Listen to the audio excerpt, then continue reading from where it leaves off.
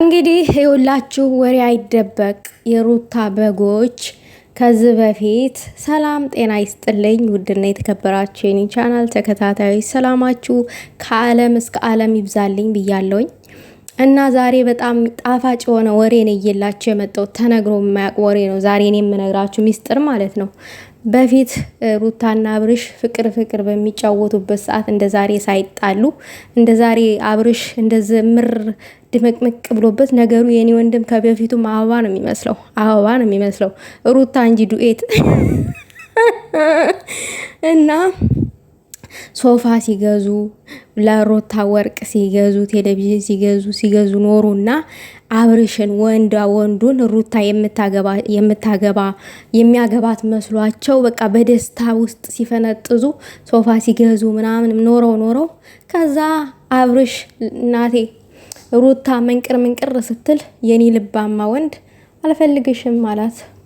አሁን የሩታ በጎች አዘን ላይ ናቸው።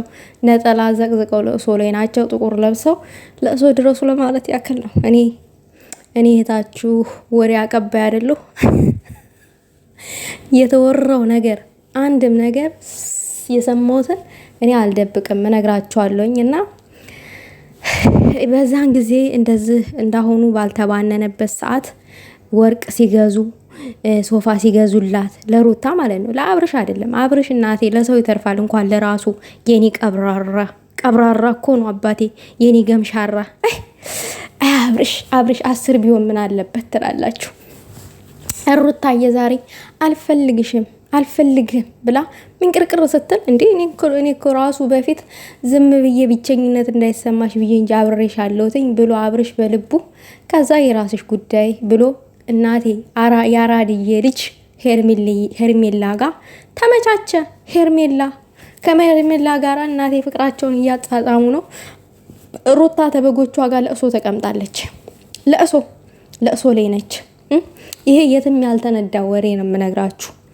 እና እነዚህ የሩታ በጎች ለሚያደርጉት ነገር የሰው ፎቶ ለሚዘቀዝቁት ምናምን ነገር አትጨነቁ። እነሱ ስሜታዊ ሆነው ነው።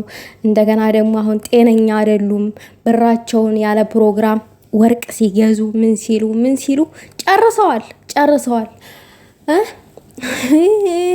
ደግሞ እኔ እኮ የሚገርመኝ ትልልቅ እኮ እንትን ናቸው የሩታ እንትኖች በጎቿ ማለት ነው። ትልልቅ ሰዎች እኮ ናቸው።